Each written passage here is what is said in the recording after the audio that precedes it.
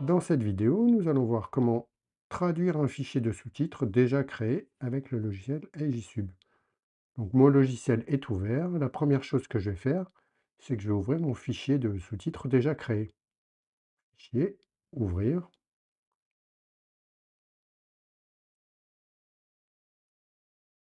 J'ouvre mon fichier. Le logiciel me demande si je veux également ouvrir la vidéo et l'audio associés. Alors là, peu importe, ça ne me servira pas, je vais les ouvrir quand même. Alors donc ici, je me retrouve avec mon premier fichier, qui contient les sous-titres en anglais. Donc la première des choses que je vais faire, c'est que je vais sauvegarder ce fichier sous un autre nom. Donc, fichier enregistré sous, parce qu'il va s'agir là de faire le sous-titrage en français. Bon, j'ai donc à présent deux fichiers AIJSUB de sous-titrage.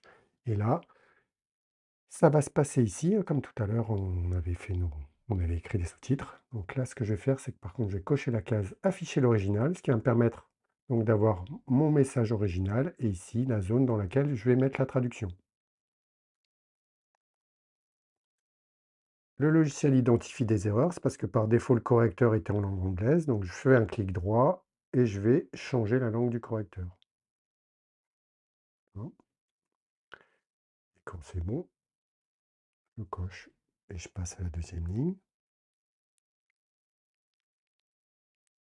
Alors bien sûr, il va falloir traduire toutes les répliques, évidemment.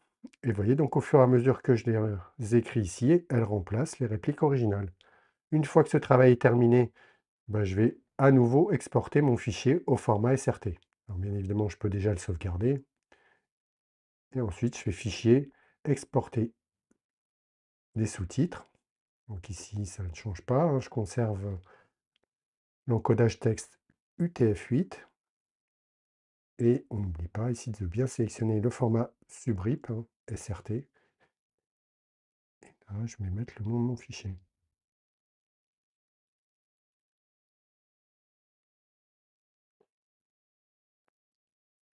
Et c'est ainsi que j'ai donc mon fichier de sous-titres en français.